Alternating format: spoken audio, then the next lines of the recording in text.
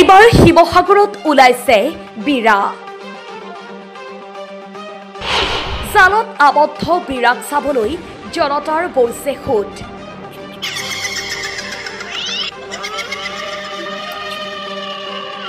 আঁঠুৱাই মেৰিয়াই এটা মোনাত ভৰাই থোৱা বিৰাক লৈ হোৱা দোৱা শিৱসাগৰৰ এটা অঞ্চলত। শিৱসাগৰৰ ভাধৰা কৃষিপাম নিগমত সংঘটিত হৈছে এক আজব ঘটনা। গাঁওখনৰে গোবিন্দ বৰপাত্ৰ গোহাঁই ঘৰলৈ আগমন ঘটিছে শহ লোকৰ। সহস্ৰজনৰ মনত কৌতূহল, পিছে কাৰণ শুনিলে আপুনিও হ'ব আচৰিত।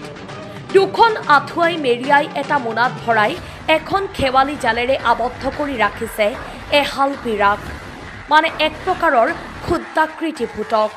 তাকে চাবলৈ অঞ্চলটোৰ লোকসকলৰ মাজত হোৱা দোৱা।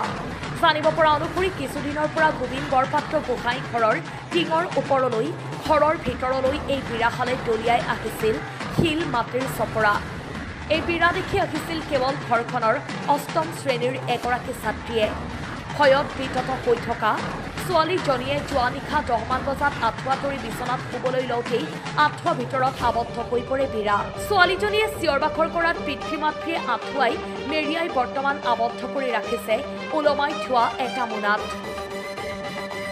এই লৰি থকা মোনাটো চাবলৈ এতিয়া অনেক লোকৰ সোঁত বৈছে। ঘৰখনত উপস্থিত হোৱা সকলে এয়া অন্ধবিশ্বাস বুলি মানি ল'ব খোজা নাই যদিও সচেতন নাগৰিকৰ মতে এয়া অন্ধবিশ্বাসৰ বাহিৰে আন একো নহয়। ভয়ত পেপুৱা লগা কণমানিজনীৰ মন সুস্থিৰ কৰিবলৈ তৎপৰ হওক প্ৰশাসন। News desk report, Dapon live 24। নাম হ'ল ভাৰতৰ কৃষিপাম নিগম আৰু এই মানুহৰ গৰাকী হ'ল গোবিন্দ বৰপাত্ৰ গোহাঁই। মোৰ মামাৰ ঘৰ হয়। তেওঁলোকৰ ঘৰত আজি 1.5 মাহ 45 দিন হৈছে এনেকুৱা ঘটনা ঘটি থকা।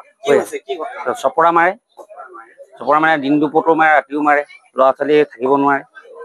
তাৰপিছতে কালি আপোনাৰ লাষ্টত ঘৰৰ ভিতৰত সোমাইছেহি। কোনে মাৰে মানে তেহেঁতক মানুহ নেদেখিও, ছোৱালীজনীয়ে দেখে, প্ৰত্যক্ষ কৰে। তেওঁ চোৱা মানুহ এজনী আহে বুলি কয়। মানুহ এজনী আহে, চুলি তুলি দীঘল, নখ চখ আছে। তাৰপিছতে কালি আপোনাৰ মই ঘৰত আছিলো, মামীয়ে গৈ ক'লে বোলে আজি ঘৰৰ ভিতৰত সোমাইছে বোলে, তই আছোন। মই নাযাওঁ বোলো, মই এতিয়া শুম বোলো অকণমান বোলো, এনেকৈ কৰিব লাগে। তাৰপিছত আকৌ মোক ফোন কৰি গ'লে বোলে আছোন বোলে, ল'ৰা শান্তি পোৱা নাই। তাৰ আহিলো, ছোৱালীজনী আকৌ সেইটো আমি যাওঁ, চাং নাপাওঁ, তাই দেখে।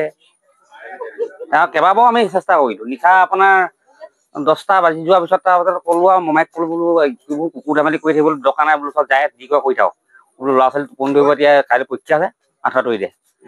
প্ৰথম আঁঠুৱাখন তৰি পিনি ছেকেণ্ডখন আঁঠুৱা তৰিবলৈ যাওঁতে ছোৱালীজনীয়ে দে আঁঠুৱাৰ ভিতৰত সোমালে বুলি ক'লে।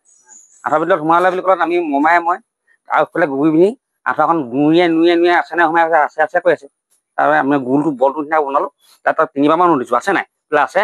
চুলি দীঘল, আঙুলি এটা পিন্ধি আছে ৰঙা, জিলিক মিলিক কৰি আছে আঙুলিটো। সেইবুলি কথা আৰু মই মমাইক ক'লো বোলে সেই ফাঁচি জালখনত নুইয়াই মোনাটোত ভৰাই থৈ দিলো। থৈ দিয়াৰ পিছত ওলমাই দিলো। ওলমাই দিয়াৰ পিছত সিখন আঁঠুৱা দুটা খুৱাইছিলেহে ৰছী। তাতো বোলে মতা এটা আহিলে বোলে, কোলা দাঁত চাত লগা, সিও সোমাই দিলে বোলে আঁঠুৱাখনত। তাকো আমি যেনেকৈ আগুচি পিনি ধৰি বান্ধি দিলো। তেহেঁতক তেতিয়া ক'লো 3 বাৰমান সুধিছো আছে নাই আছে। আছি পিনে আৰু আকৌ সেইভাগে কৰি ধুনীয়াকৈ ছোৱালীজনী আছে বুলি ক'লে, মই সঁচাকে নাই, সঁচাকে আছে বোলে, দাঁত চাত কোলা বোলে, আছো বুলি লৈছে তোক বোলে বুলি কৈছে মোক। বস্তু ৰাতিপুৱালৈকে তাই ওচৰে গুচি গ'লে মানে সম্পূৰ্ণ বেছিকে লৈ দিয়ে। কিবাকে এনেকে হেৰি উশাহ লোৱা এনেকে বস্তুটো মাৰি থাকে।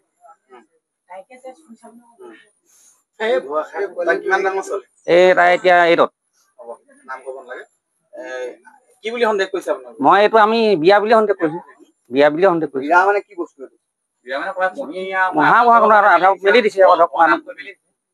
এই মানুহৰ ছোৱালীৰ নাম কৰি মেলি দিছে। কিবা জীৱ জন্তু তেনেকুৱা সিহঁতি কয় কেতিয়াবা ইমানটো মান চাব, কেতিয়াবা ওখ হৈ দিয়ে বুলি কৈছে।